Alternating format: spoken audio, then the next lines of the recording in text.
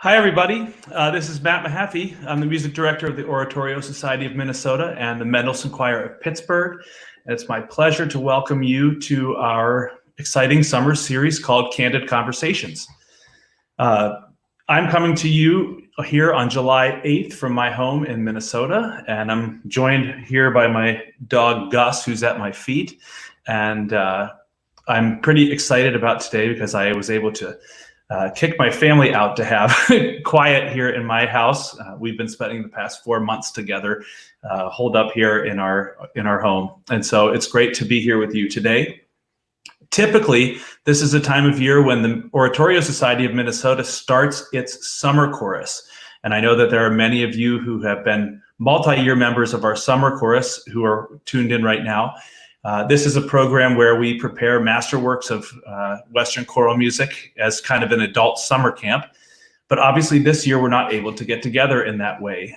So we thought it would be wise and a great opportunity to just press pause on the music making and to reflect a little bit more about some contemporary issues in choral music and discussions that kind of are going around the choral field. So it's very excited to introduce our 4 sessions that we'll be having, and also to welcome 4 master voice teachers to work with you over the next 4 weeks. I just want to let you know that everybody is welcome to these events. You do not have to be a member of one of the 2 choirs that are sponsoring this. If you are watching this and you feel that there might be a friend of yours anywhere in the world who would want to join us, you are most welcome to share all of this information with them and ask us to join us live. We are hoping that those of you watching, if you're interested in participating in these events, that you would register for these sessions. There's no cost to register. There's no commitment if you do register. It's just a way for us to communicate with you from week to week to let you know kind of what's going on. And you can do that by going to the Eventbrite link that is going to be put in the comments here. And so if you go there, you'd be able to sign up and you'll get all the information. The idea of these sessions is that you can come for one, you can come for all of them, you can come for part of each one, you can come for just the voice lesson, you can come for just the discussion. Whatever works for you is best. You can do it however you'd like. Again, they are all free. Each week is going to start with a voice lesson with just a wonderful vocal coach. And I'm going to tell you a little bit more about them and about the sessions later in this broadcast. But we're going to start today with making music. And so it's my pleasure to welcome to this broadcast Jamie Chamberlain. Jamie is a soprano who those of you who are part of the Mendelssohn Choir or part of the Mendelssohn Choir audience may remember that she just joined us in February for the world premiere of Stuart Copeland's Satan's Fall. And I loved working with Jamie and getting to know her during that time. And she's just one of those just kind of magnetic artists who makes music with such joy and such just incredible artistry. And she is also a kind of an established voice teacher and vocal coach, and she's going to spend about 20 minutes with you now talking about the idea of breath support. And afterwards, we're going to take 5 minutes out to answer any questions you might have for her. So at any time during this broadcast, you can type in, whether you're on Facebook Live or YouTube, you can type in the comments section any questions that you have, and we'll try to answer as many of those as we possibly can in the time we have remaining. Yeah. So Jamie's going to spend 20 minutes with you now, and then we'll come back with 5 minutes of questions. And then after that, I'm going to just kind of go through the syllabus of this class, if you will, for about 20 minutes. So I look forward to seeing you then. And Jamie, thank you so much for being here with us. All in California. And yeah, California. We're multi-coasted here. We have people watching all throughout the United States, and that is just really exciting. So Jamie, I'm going to ask you to take it away, and I'll see you in about 20 minutes. Thanks, Matt. Oh, man. How lucky is everyone to have Matt Mahaffey in their lives? Super lucky, I feel like, right? Hi, everybody. I'm Jamie. great to see you again if I've met you. And it's so wonderful and such an honor to be here tonight. You know, when Matt approached me, I was like, well, what am I going to talk about? 20 minutes, you know, I can't really give like a full voice lesson. So I decided to specifically focus on one thing that for me was a source of some confusion when I was starting out as a singer. And really, it's kind of been something that I've had to rethink throughout my career as a singer, which I've been singing professionally for over 20 years now. So as I've grown, I've developed a new idea and a new way of thinking about this term, breath support. Breath support, support your breath. These are things that voice teachers, conductors might say to you, right? As singers, oh, you need to support your breath. Oh, you need to sing from your diaphragm. Have we heard that before? I know that I heard that a lot, but I didn't really understand what that meant until I really dug deep into the anatomy, so of our own bodies and our own physicality. And also, you know, the science of it. And then there's the other special spin that I like to put on it for myself, which is I really focus on visualization and mental engagement with whatever I'm trying to do.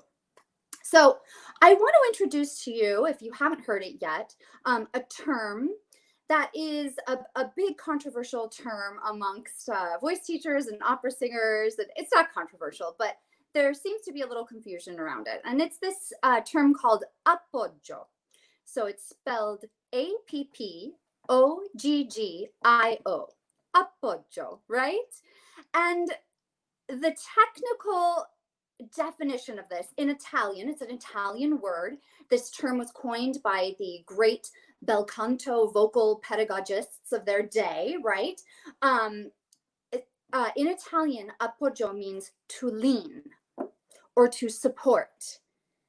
And I kind of just went, well, what am I leaning on? And what am I supporting? And until I really did the reading into anatomy, I didn't really have a clear idea. And now it's something that I teach from very beginning to the oldest singers that I teach. We're all constantly learning this. And the first visual that I would like to give you guys is, I want you to visualize, I'm going to stand up here so you could see. Here I am. Oh, there I am. And so here's my rib cage, right? And right here, kind of where my necklace is, this is maybe where my diaphragm would be, okay? So it's sitting there, right, in the bottom of the rib cage. And the natural shape of the diaphragm is a slight dome. Oh my gosh, I'm working with this iPad for the first time and I'm like not used to the angles. The natural shape of your diaphragm is a slight dome. So imagine this, a slight dome, right?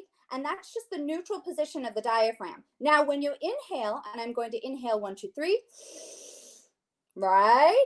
The diaphragm flattens and it expands upon inhalation. And then we come to the moment of appoggio. That moment after you inhale and the diaphragm expands and flattens, that expansion of the diaphragm, that outward sort of, I don't want to call it force, but it's like an outward momentum and energy, right? So we go from this to that. That is the feeling that we want to have when we are about to onset on a note.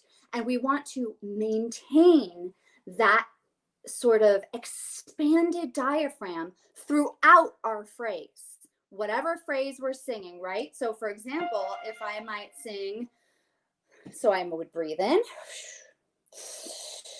and then I would engage, which I'll talk about, engaging my support, and then I would onset.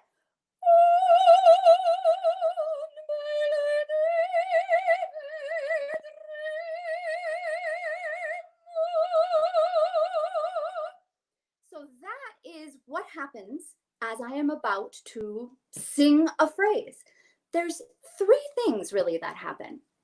The first is that we inhale through our nose, ideally, especially if it's at the beginning of a song or an aria, or a choral piece, right? Because we're applying this. I'm teaching you as if you're a soloist, but we're applying this to your choral singing as well, because singing on a fully supported breath creates longevity in the voice. And that is really what we're after. We want to sing for a long time, and we want to sing as healthfully and as beautifully as we can for a long time.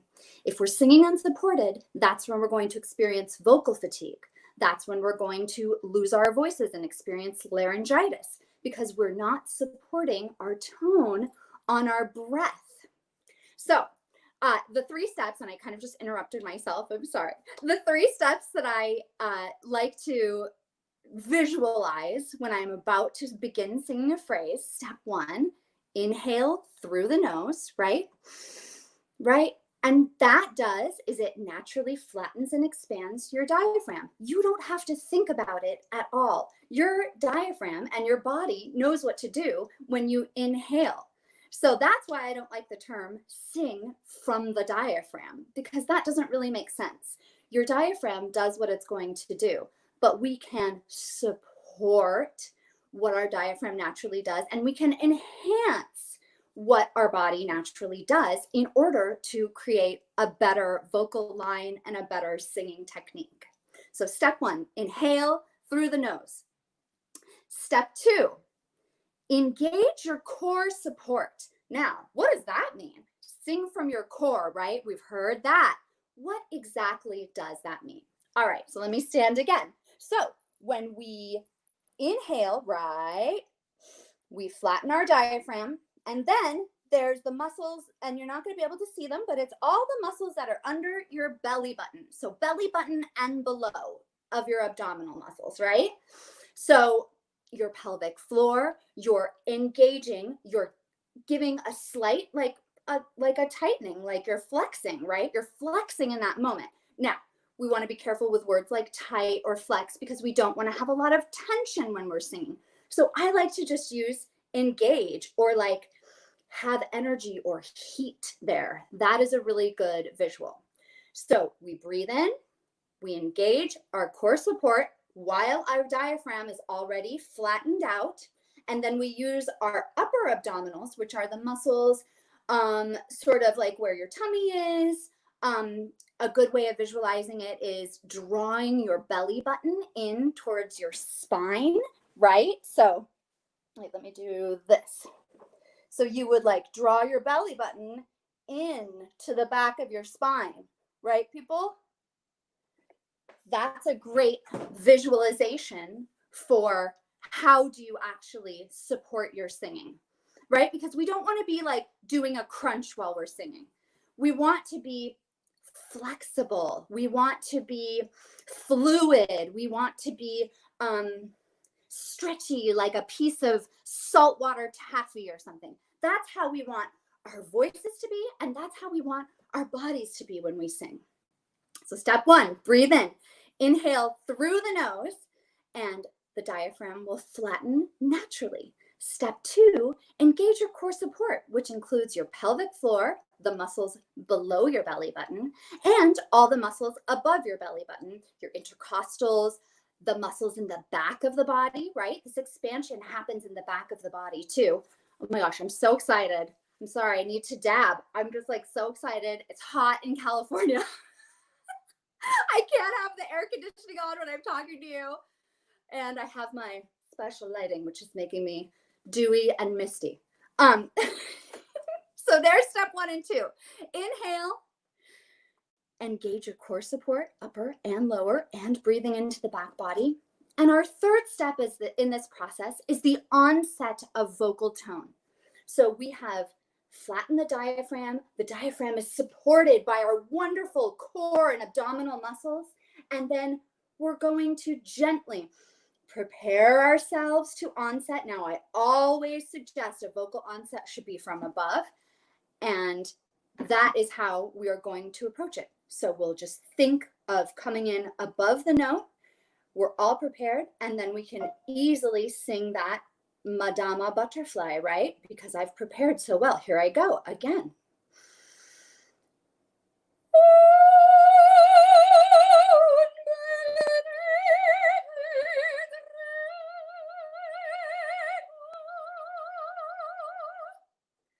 All right, so that is my idea of apoyo. Now, I want to give you guys a few specific exercises that can really help to address this particular factor in your singing. I don't want to call it an issue because it's not an issue. This is just a tool for you to become a better singer. And I think that it's helpful for us to reframe things in a way that, you know, it's not a problem. It's not an issue. We need to respect our bodies as singers. And we need to respect that everybody has a different voice. And I'm all about that in my studio when I teach. So the first exercise I want to share with you is going to be done on a sliding fifth.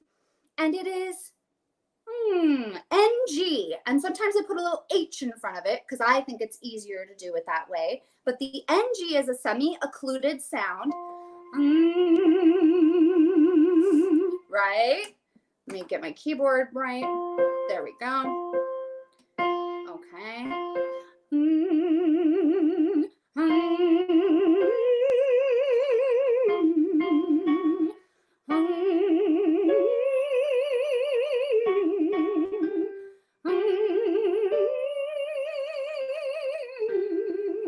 And what am I doing here? I just flared my nostrils a little bit. Flaring your nostrils is a great trick for getting in touch with your nasal ports, which is just another important tool to help you resonate better, right? Our sound resonates through all the spaces and all the tissue in our bodies and in our faces. So we're using all of these things to create our best sound as individual singers. Now, I said semi-occluded. I said that NG was semi-occluded. And all that means when you're singing a tone or a vowel, oo is another semi-occluded vowel. And that just means that the singing of the vowel in itself naturally restricts the airflow so that you can have a more controlled, gentler flow of air. You're not at risk of pushing too much air through when you're singing ooh. You're not as risk when you're doing that as if you're singing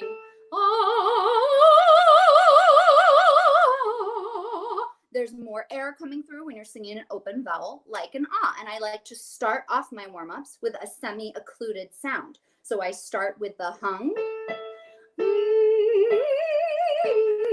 And at your leisure, however you want to go up. I love sliding fifths are great. Get through all these notes. Hung.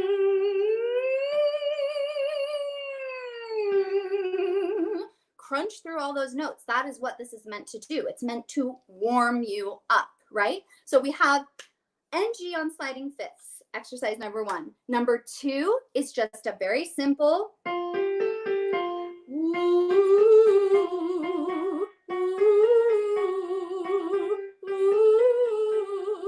do, re, mi, re, do, right? And go up as you feel necessary. I always recommend extending your range during your warm-up towards the end of the warm-up by a half step to a whole step beyond where you feel comfortable, just trying to go for those notes, both on the top and on the bottom. Now, I'm high soprano, so I definitely bottom out at low F. And at this point today, I've been talking all day, so I'm pretty sure I don't have a low F right now. Let's test it.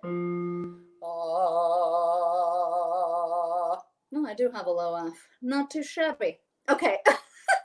So this is ooh. Now, as you move up into the top of your range, you're naturally going to want to open your vowel from the oo to a more open vowel. Go with that instinct, okay? So as you go up, like for example, I'm in my passaggio when I'm here.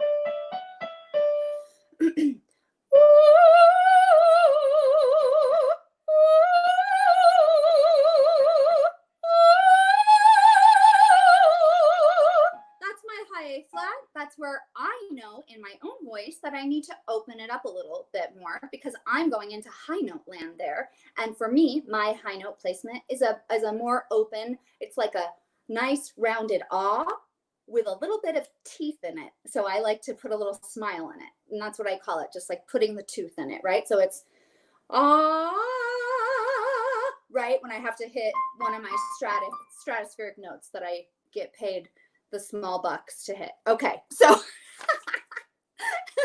so there we are with that. So we have our sliding fifths, and we have our ooh, ooh, each one of those exercises at your leisure. And then I like to do, oh, this is a great one. You can also do lip trills. I'm not going to demonstrate them too much, but it's when you do this. Now, the reason why a lip trill helps with, I guess I am doing it, helps with your appoggio because it really gives you an ability to continue that expansion of the diaphragm as you're going through the lip trill. And now it's back to neutral.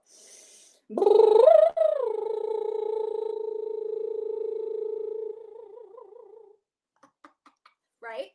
So that's why a lip trill is good. It really helps you key into that feeling of diaphragmatic expansion. Here's another nice one that helps you key into that. We start on the bottom. It's going to be a sliding octave. We're going to start on an ah. Ah. We're going to transition through O and to oo for the top note. This is how it sounds.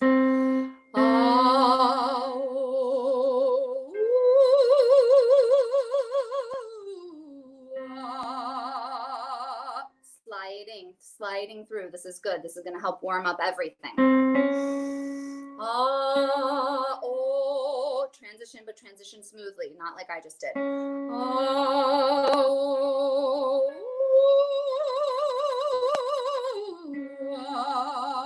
me go into a different part of my voice.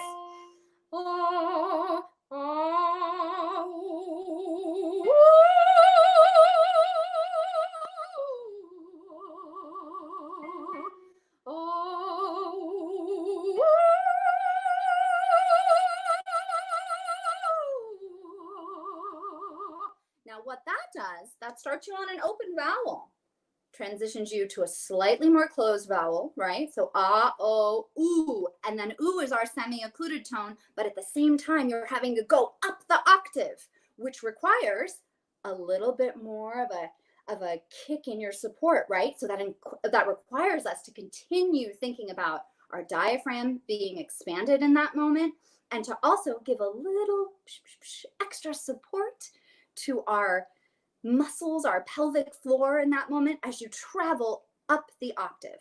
And then just one more exercise, and I'm going to let Matt come back on and tell me if there's any questions. The last exercise I want to do for you is something that involves some staccati. So it goes.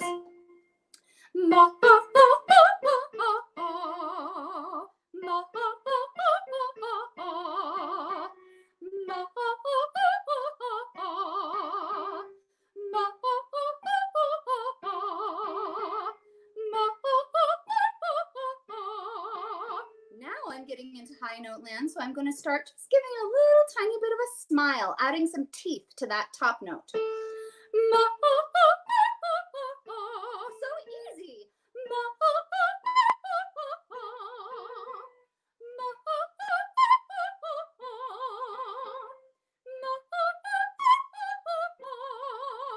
Now, that was my high C. I haven't sung a high C yet today. I just warmed up a little bit. But because I knew I was writing on my breath, I was using appoggio to my advantage, I wasn't scared to try and hit a high C on a live webinar or whatever we're doing, right? Because I know that I was singing with my diaphragm as expanded as I could continue to have it throughout each exercise and each phrase. So I'm here to tell you today, the idea of breath support is not something to be afraid of. I hope that I've demystified it a little bit for you. And it's really as a tool, you know, it should be really used as a tool to say, how great of a singer can I be? And how can my voice be the best it can be? And how can I sing each phrase as beautifully, wonderfully, and have a long-lasting breath that I'm managing and controlling just beautifully. So that is my goal for you, and I hope that you may achieve it, and I know you will. Matt, are you here? Are you here there? Hi. Thank you, Jamie. That was great. Did you like that? I loved it. I just want to take a moment to reach out to everybody out there. I was checking our platforms. Looks like we have well over 100 people watching right now, which is really super. And I'm sure that many people have questions. So if you have a question, whether you're watching on YouTube or Facebook Live, you could type that in here, and it may take a few seconds to get to us, but we will have Jamie answer a couple of those. But I do see one here already. This is from Mary Beth Salama. She's a member of the Mendelssohn Choir. And she says, how do you keep your throat relaxed on the higher notes? How do you keep your throat relaxed on the higher notes? Well, I think that speaks to low larynx position singing. And this is a whole other thing. So let me first say, what is our larynx? Do we even know? Our larynx is this little kind of box, or it's like almost like a little cradle or a cage, right? And our vocal folds, which are like these two little things, they actually live right in there. They live right inside the larynx. So the larynx is like right here, and my vocal folds are right behind it. And there is a tendency as you go higher, and as we sometimes move the weight of our lower voice up into our higher register, that the larynx will start to grab. And I think that that maybe is what you're thinking when you say, how do you keep your throat relaxed? So the best way to do it is to find a moment to swallow, exhale all your air, and reset yourself. Honestly, like this is something I've had to do on stage so many times. Anytime I sang Cunegonda, I had so that's the famous aria, Glitter and Be Gay from Candid. It's really, really hard and athletic. I had a moment in the music that I would always turn up stage, even if I was just singing it for an audition. And I would literally go and reset and then turn back around. And that really helps me get my larynx low. The other thing that it could be is you could have tightness in your pharyngeal wall, which is the fancy word for the back of your throat. So other ways to sort of ease any tension you might feel back there is just kind of like cat stretch exercises, really lifting the soft palate. So we have our hard palate in the front, which is right behind our teeth, and then our soft palate, which transitions to the back of our throat, which is also called the pharyngeal wall. And our pharyngeal wall is very important. It's it's one of the things that makes you sound like you as a singer. So whatever your structure is, whatever that tissue is made up for you, is your voice and your sound alone. And that combined with your entire body and your facial structure and the way you manage your breath is what gives you your sound as a singer. So stretch out that pharyngeal wall. Stick your tongue out. So this is kind of graphic, but yeah, right? Stick your tongue all the way out. Really get stretching back up there. And then also doing things like just really kind of like going low, like, okay, it's almost like, when a cat is about to have a hairball, it's like that sound. You know what I'm saying? It's that sound. That naturally depresses the larynx. So you don't want to push your larynx down. Your ideal position of your larynx is just neutral, protecting those beautiful vocal folds. Members of my choirs will know that cats aren't my favorite thing, but in a moment of COVID weakness, my daughter's almost convinced me to get a kitten, but I remain strong. Let's see, we have one more question that came through here. It's from Sam Emilio. Sam's a tenor with the Mendelssohn Choir of Pittsburgh, and he asks, are there any exercises particularly useful for the maturing/aging voice? Sam is one of our most experienced singers, and even though he has lots of experience, I'm still pretty sure he could kick my butt if he needed to. I love that. So any exercises for those? folks thinking about their physiology changing and maybe their range and that type of thing? Absolutely. And this is huge because my goal as a teaching artist is really to help people achieve longevity in their singing.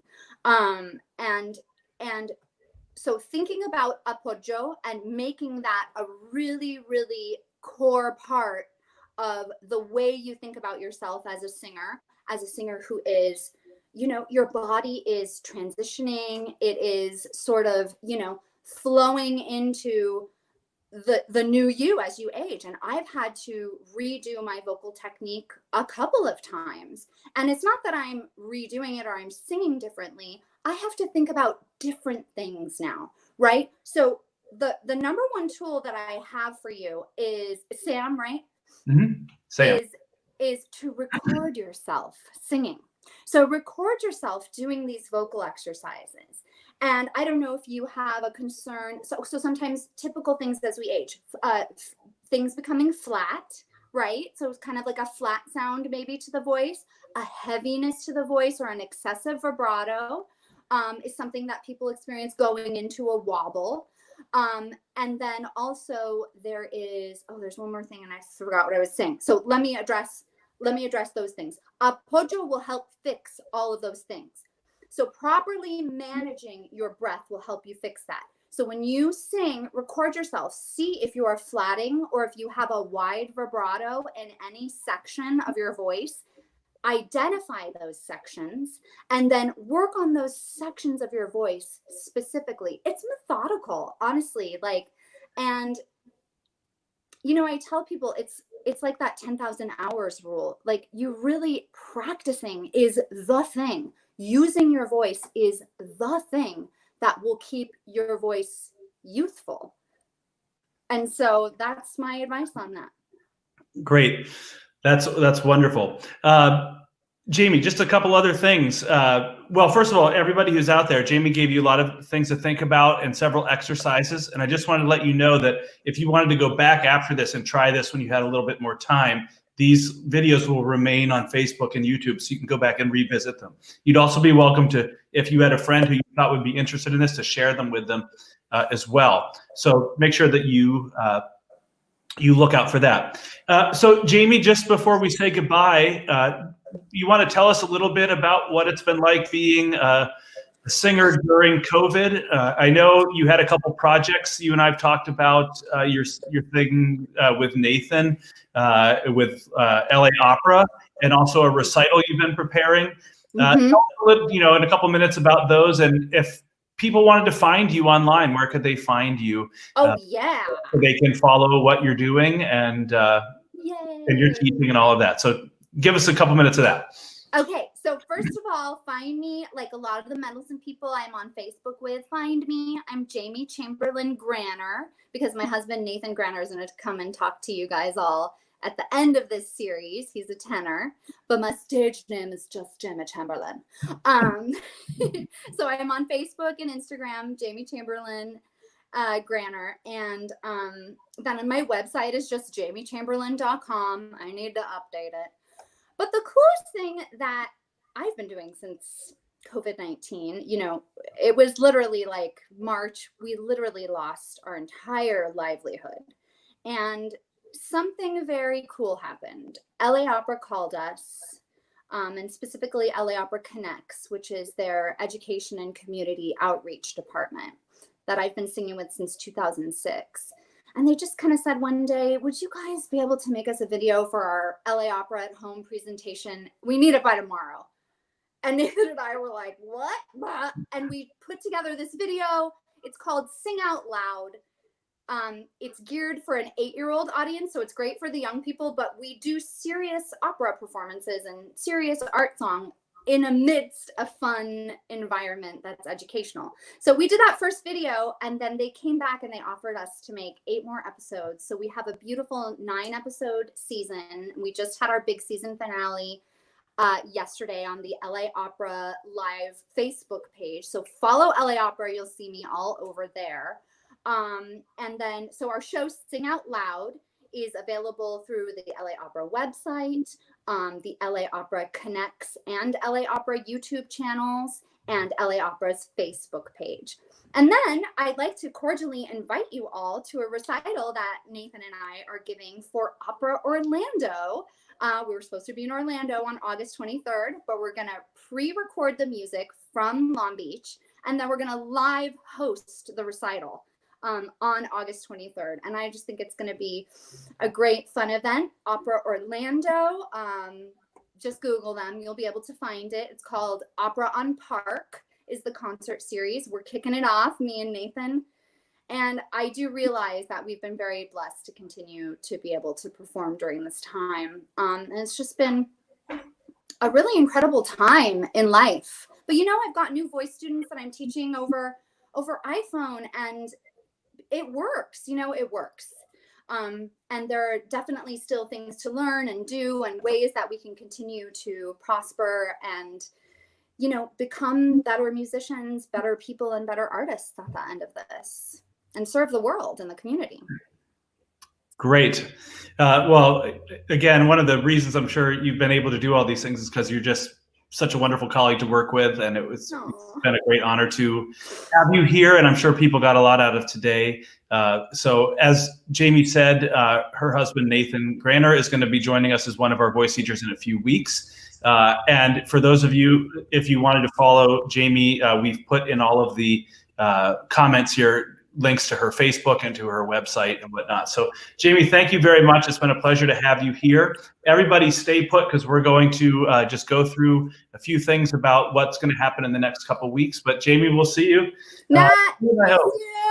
you. Love All right. everybody. Bye. Okay, so thanks, Jamie. She, as you can see, she's just a wonderful soul and a wonderful teacher, and I thought she explained all of that really well. It was great to hear that information again, and also in a new way.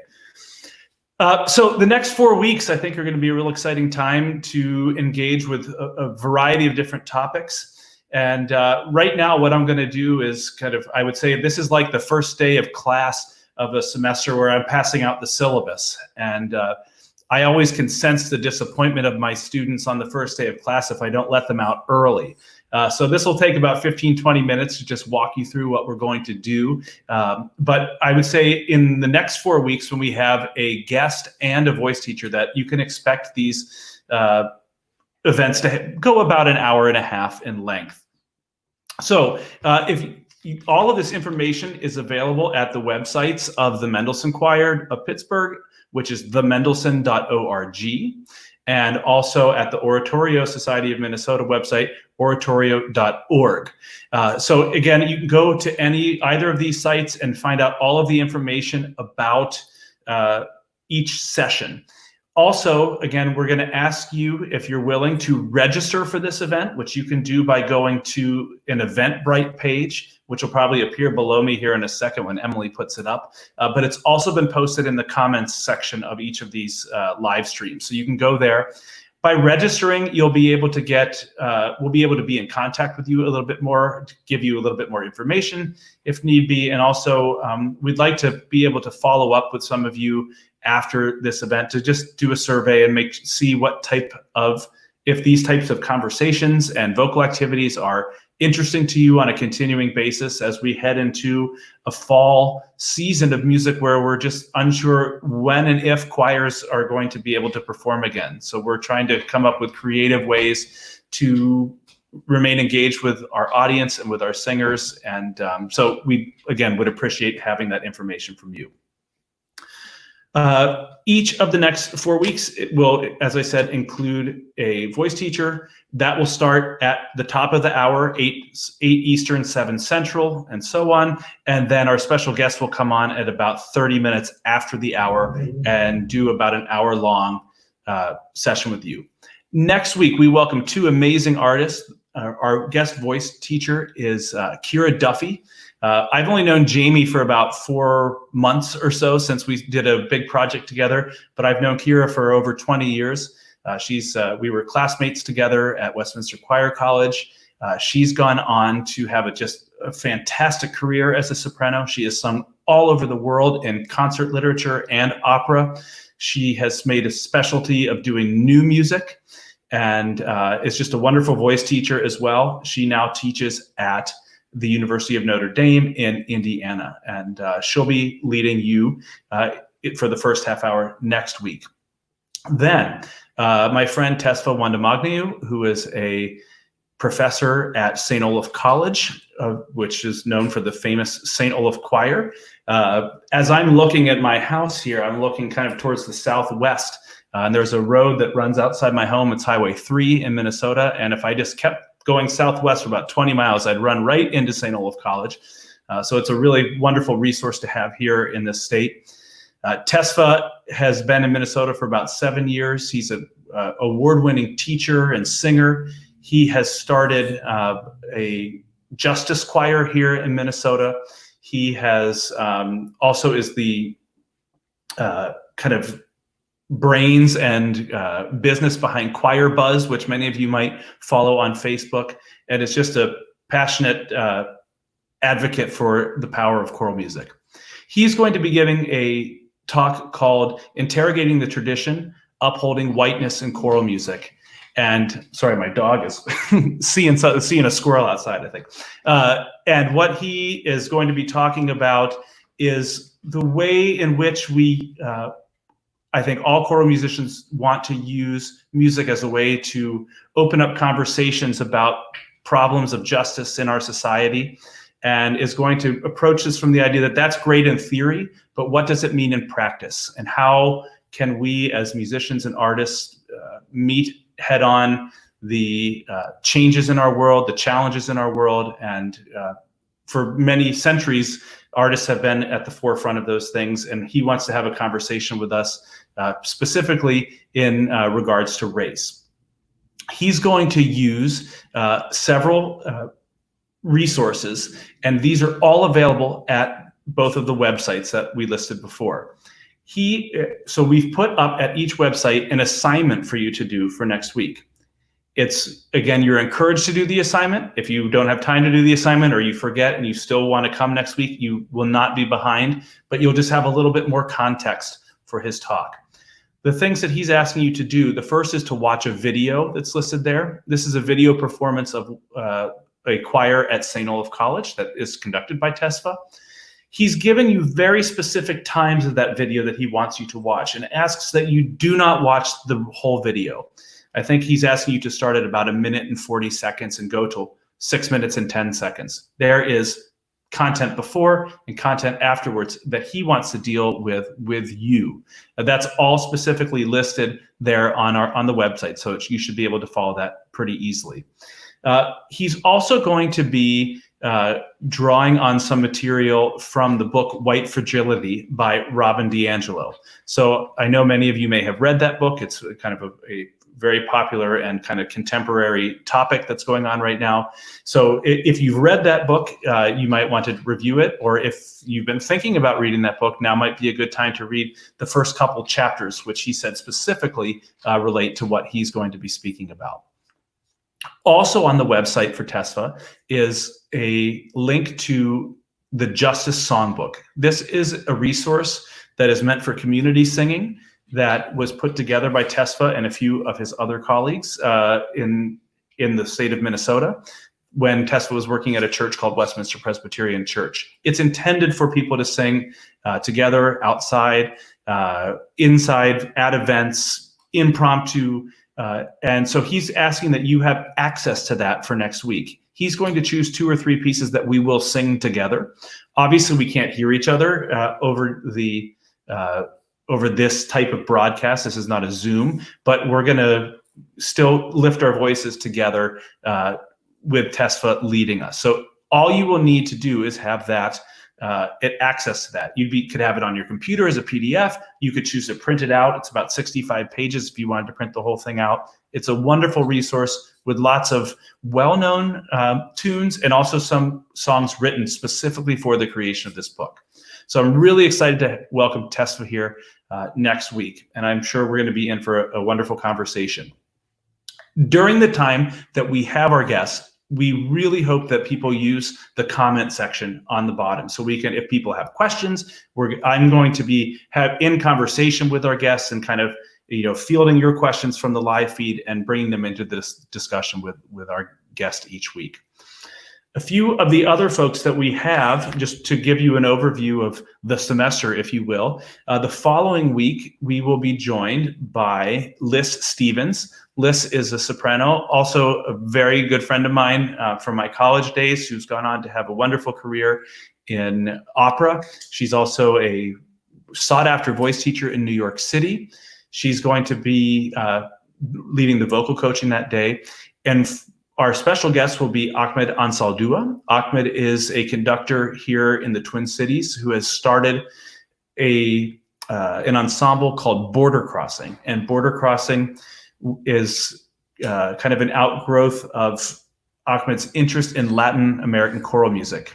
And he's going to be presenting on that repertoire to you. He's going to be sharing things that pieces and concepts about the history of Latin American choral music that might be new or surprising to you. He's going to share new and contemporary pieces of this music that is going on right now and is very popular in Latin and South America, and kind of just give you a historical overview of that. Ahmed's materials are also on the website. There are listening guides, and there are videos that you can watch and kind of begin to experience this music so you have some context for that. The following week, that would be 3 weeks from today, we'll welcome Jamie's husband, Nathan Granner, just a fantastic tenor who was just kind of in the news when the Central Park 5 opera won the Pulitzer Prize. Nathan was one of the original cast members of that, creating the roles, one of the roles in that opera. And you saw a lot of his name in the past couple of weeks, which was very exciting for him. Just a fantastic artist and teacher. He'll be leading the vocal coaching that day, and will be followed by Jocelyn Hagen. Jocelyn is a composer who resides here in Minnesota. Just a fantastic, fresh voice in choral music. And she has written, actually, folks in Pittsburgh may remember when we did our Bob Dylan concert a few years ago, she wrote that opener called We Are the Stars, and that was a premiere that we've done. We've done some of Jocelyn Hagen's music with the Oratorio Society. If you don't know her music, you should run out and listen to it. She's going to present a talk called Telling the Stories of Women Through Choral Performance. And one of the pieces that she's going to kind of focus on is a new piece of hers called Songs from Mushka, which she was commissioned by the ensemble Conspirare, a professional ensemble out of Austin, Texas. And she wrote these pieces based on poems of Afghani women. And she's going to talk about the challenges and the kind of soul searching that she had to do to work with these poems, to create music for these poems. And she's also going to talk about a few other pieces by other women composers. I think she just did a session similar to this for a class of mine this summer, and it was really, really fascinating and led to some great discussion about contemporary choral music and the programming of women composers and being a composer as a woman. She just has such great outlooks and ideas about the creation of choral music. It'll be a very exciting event. And finally, the last week, if you'll probably be tired of me by then, but I will lead a discussion on Mendelssohn's Elijah. I've had many people bugging me in both Minnesota and Pittsburgh to program Elijah. In Pittsburgh, we are the Mendelssohn Choir of Pittsburgh, so there's a connection there. But we'll look at some contemporary scholarship. I'll have some articles that I'll put up for you regarding the history of the piece and kind of contemporary ways to look at the hero of Elijah. We'll listen to the music ahead of time. We'll listen to a little bit of it together.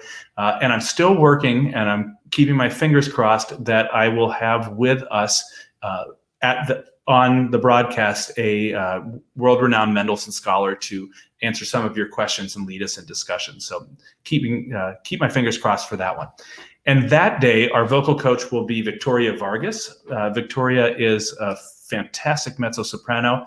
She sings a lot with Minnesota Opera and throughout the upper Midwest. And she was recently hired by the University of Minnesota as our newest voice faculty member. And I was thrilled to chair that search. And I called her up when we were putting this together and said, how about we introduce you to the summer chorus community, the Minnesota community, and also to folks in Pittsburgh. And she was just really thrilled to be asked. And I think we'll present a really great session that night. So that's a brief overview of the 4 weeks that we have ahead of us. Again, a wide array of topics. Again, you're welcome to come for all of them. You're welcome to come for some of them. You're welcome to come just for the conversation or just for the voice lesson each week. Again, the voice lesson will start after a brief introduction from me, start at the top of the hour, and the discussion will start at the bottom of the hour. So we hope that you will tune in. We hope that you will share this program widely. Again, that's open to anybody. So if you know somebody that you used to sing with, or or might have a special interest in one of these sessions, please reach out to them and share this event with them. Just a few reminders. So for more information about the entire series, you can go to either the websites listed below, and all of the assignments and information will be there. All of these events are free, and we felt very strongly about that. Normally our summer chorus has kind of a tuition fee to it, but we also are committed to paying all of the artists who are working with us, and we want to pay them well because they're bringing us such wonderful information. So if you felt so moved, we would be accepting donations for this program, and you can donate at either of these websites. You could go right to the website and there's a contribute button on either one. Again, you can choose which one you give to, or you can give to both, whichever one. We're splitting the costs evenly for this event. So anywhere that anything that you could donate would be meaningful and helpful to help assure that this programming is able to continue. And so just a reminder that next week is Kira Duffy and Tesfa Wandamagnayu. All of the information is available on the web pages. And again, do a little bit of homework so you have a good sense of the context for the events. I'm going to see if I see we have a couple questions here. And so sorry, I'm looking off of the screen, but I'm going to just finish up tonight. If you have any questions about the logistics, go ahead and type them in the comments and I will try to answer them the best I can. Barry Lau, a singer with the Oratorio Society, asked, are these sessions going to be recorded? They are being recorded, and they, like if you're watching this on Facebook, it'll stay live on the site that you're watching it on for at least a few days. I'm not sure how long it'll be there. And on YouTube, they'll be there indefinitely. So again, if somebody missed this or you want to go back and hear what Jamie had to say again, you can go back and find that and listen to it. Let's see, Brianna, an alto with the Mendelssohn Choir, says, did you find any pieces while preparing the series that may make it into an upcoming program for one of the choirs? Not yet, I would say, because I've been mainly dealing with the logistics of getting the speakers all here. I love Jocelyn's music, and we will, in Pittsburgh, we'll be performing another one of her pieces when we are able to come back together. Her Notebooks of Leonardo da Vinci, which is a major work. I have spent a lot of time with Ahmed going through the Latin American choral music, and I'm fascinated to learn more about that. I will be honest, it's not something that I was really exposed to other than just maybe tangential pieces in any of my degree programs. Even though I went to school in Arizona, which had a large Latino student population, and had actually in the instrumental areas really did great work in that area. So I've learned so much from Ahmed over the years. And when he and I were putting some of the pieces together for his list, well, he put them together, and when I was reviewing them, there were several that I really loved. So hopefully those will come soon as well. Here are some other questions. Ashley says, Choral music often leads us to meet new people from different backgrounds and areas of expertise. Which one of the presenters have you known the longest, and how did you meet them? I think I said a little bit before that I think probably the one I've known the longest is Liz Stevens. Liz and I went to college together and so we've known each other since we were 18. So I've known her for years, probably almost 30 years, and had the great fortune to actually share a house with her during my senior year. And where we shared our love of cooking, and we spent a lot of time together, and over the years have been able to reconnect professionally and also personally. So I've known her the longest, and I've probably known Nathan and Vicky and Jamie the shortest. I've just met them this spring and just am thrilled to know them as people and as artists as well. Let's see. Mary Beth Salama says, any chance we will have a justice event in Pittsburgh in the future? Those of you in Pittsburgh choir know that we're planning the Pittsburgh Big Sing, which is probably the least applicable type of singing event we could have designed in the era of COVID-19. But that was supposed to happen next spring, but we've delayed it another year. But we're already talking about the ways in which we can bring actually some of this justice songbook and ways that we can engage more deeply with the Pittsburgh community. This is a program that we designed in which we hope to create a singing event or mini choir, pop-up choir in every municipality in Allegheny County, of which there are over 200. So we're hoping to have over 200 small singing events, which we hope really connect with the community and then bring all of those folks together at Point State Park as part of the Three Rivers Arts Festival to do a mass singing event that will be led by Bobby McFerrin, who does, I think, a lot of work in kind of justice songs as well. So we've had some discussions with him about how that will look.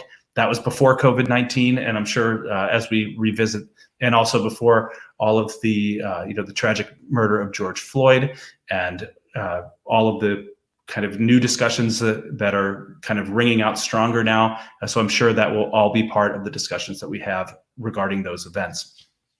Okay, I see, it looks like that's about all of the questions that I see right now.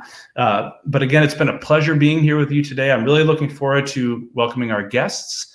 And if you have any questions, you can reach out to the organizations through the websites, and we will do our best to answer those for you. We'd love to get any feedback you had about tonight. Were there any technical issues? Were you able to hear people well? Was there any type of delay? If you wanted to reach out through one of our websites and let us know that would be helpful. But again, here we go on the bottom. For more information, you can visit one of these sites. But until next Wednesday, I'm going to sign off, and we will see you at the top of the hour, 8 Eastern, 7 Central, 6 Mountain, and I think that would be 5 Arizona time and 5 Pacific time. I think that gets it all.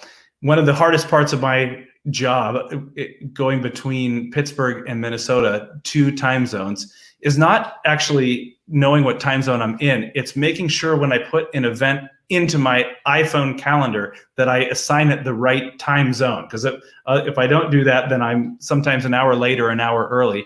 And the iPhone always knows where you are, and it automatically enters that time zone in for you. So if I'm putting a Pittsburgh event when I'm in Minnesota, if I don't switch it, then I get there at the wrong time.